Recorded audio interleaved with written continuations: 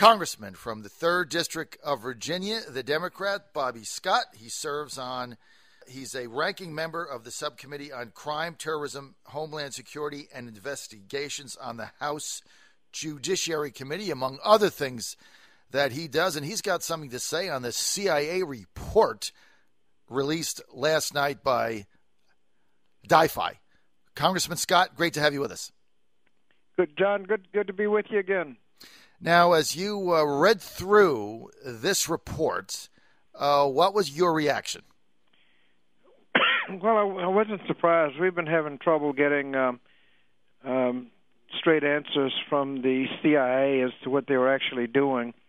They denied that they were doing any torture. They called it enhanced interrogations, but it included waterboarding. And, after World War II, we put some Japanese military personnel on trial and ended up executing them for the torture of waterboarding. I mean, when it's torture and when it is not is sometimes subject to interpretation, but I think everybody has concluded that waterboarding is torture, and they talk about it like it wasn't torture. If they deny it, then it didn't happen. Well, the fact is that we're now finding out that the torture was the policy of the United States. As Senator McCain said, the policy isn't about the people we're trying to get information from. The question is about us. What kind of people are we going around torturing people? Now, one of the problems with a policy of torture is you don't know whether you're going to get any good information. And so you go ahead and torture somebody. Sometimes they don't even have any information. And so they're just being tortured for nothing. And you don't know going in whether you're going to get information. So it's always a bad policy to have. Now, this report adds insult to injury. Says we didn't even get any information the whole time we had this policy of torturing people and trying to get straight answers out of the CIA. We've had a lot of hearings. You just can't get good information from these people about torture or surveillance. They're evasive. There was one incident that was highly covered when Senator Wyden asked a question about whether or not they captured information from millions of Americans. The head of the CIA just said no. And now we know that wasn't true because, of course, they were. That was this mass surveillance that they were doing. I mean, they just don't tell the truth. And so this report kind of exposes that. Now the question is what we're going to do to deal with it. Torture is a crime. At least one person died as a direct result of torture, and we're going to see what the Justice Department does. Now, Congressman Bobby Scott, what about the fact that Republicans are blasting this report, saying that it was contrived, that DIFI's staff started out with a thesis, a hypothesis in mind, went through the 8,000 pages, and then simply put things in there that enhanced their view of the world? And normally you don't get this kind of partisan criticism from a report coming out of a chairman of a committee. You get criticism all the time. The question is that you have to listen very carefully. I mean, you get the partisan criticism, but do they deny that torture was going on? And no. That's the fundamental question. Right. They don't deny it. Right. Okay, so notwithstanding the verbiage we're getting from the CIA for the last 12 years, they were, in fact, torturing people. And add insult to injury, they weren't even getting information. Now, even if they got information, I mean, if you have if torture is a crime, even if you got information, you're not what I call retroactively immunized. I mean, you say, well, I know I broke the law torturing somebody, but I got good information, so it was all right. No, it's a crime to torture. You can't do that. And so when they prance around saying, well, we got good information, that does not retroactively justify the torture, and we're finding out they didn't even get any good information. So, at some point we've got to address the fact. I mean, this is a violation of international agreements, international sanctions, and it's we don't want our troops to be tortured. I mean, they're captured all the time. And we don't want them tortured. And we have no moral authority to tell somebody they can't torture our troops if we're going around torturing others. And so you lose any moral authority you have on any kind of moral indignation or morally corrupt process. And then to add insult to injury again, there's a serious question as to whether we got any good information. Now, they were, during all this time, saying we have to do what we have to do to protect the United States. Well, they weren't protecting the United States. They didn't get any good information.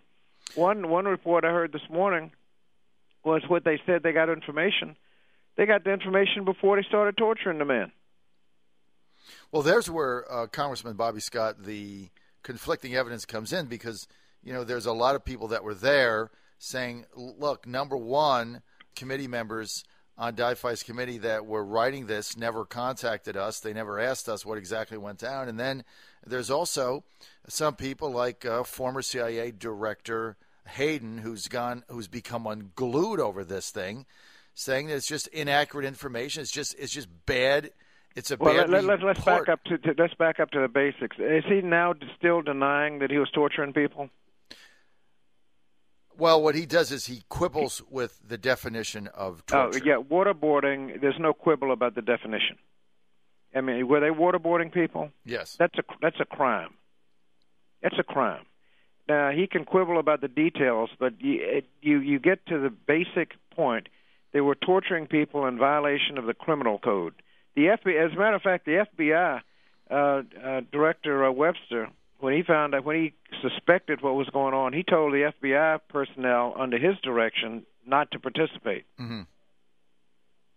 And he pulled them out. And you get these little legal memos saying, although everybody else thinks it's torture, y'all go ahead, it's okay. I mean, that's you can't amend the criminal code with a legal memo. And if he's upset about what's going on, he ought to start off with a answer: was there torture or not? And if he answers yes, then that's the end of the discussion. If he answers no, then then you can have a discussion, but all of the evidence is that he's just lying if he denies that there was torture going on. I mean, he can be outraged, but the outrage is they did it. And then if they're going to say they got good information, that does not immunize you from a crime. Congressman Scott is very versed on these issues, and he's the ranking member of the Subcommittee on Crime, Terrorism, Homeland Security, and Investigations on the House Judiciary Committee. So, John, I want to insert. I'm going to give that title up in the next Congress.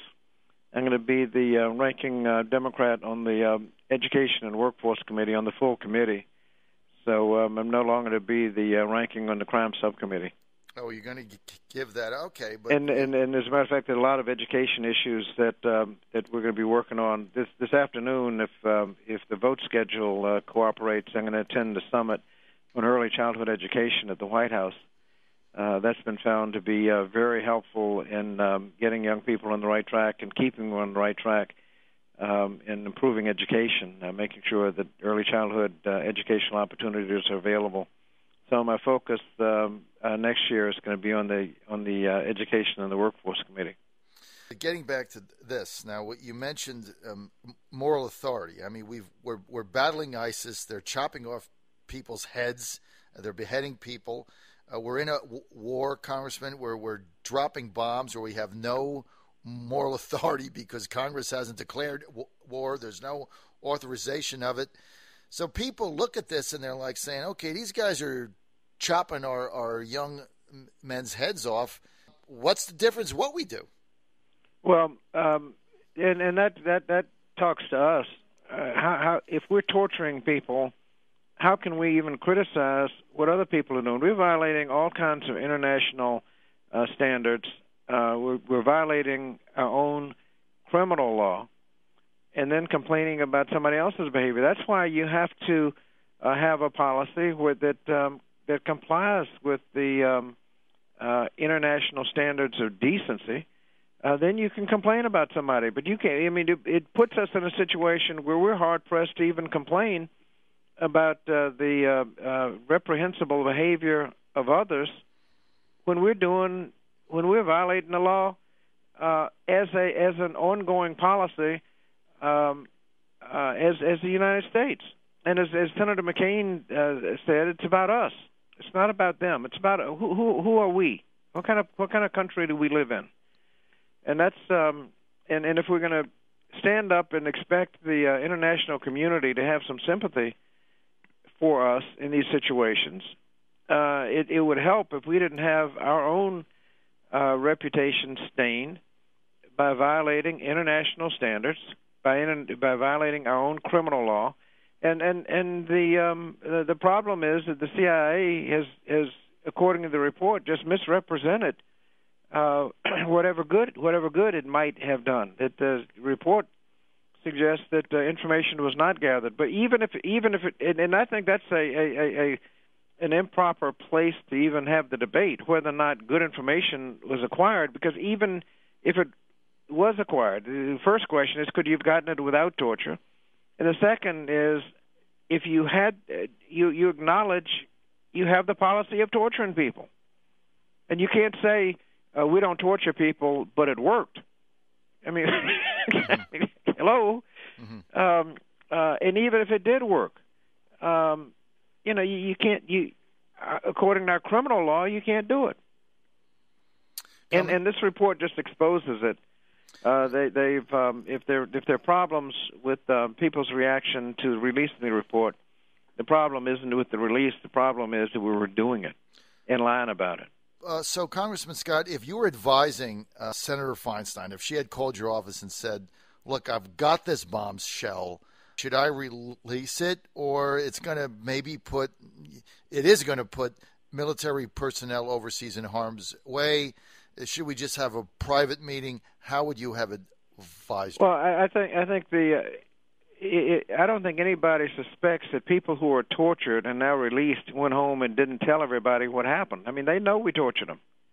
I mean, the report doesn't inform the victims of torture anything that they didn't already know.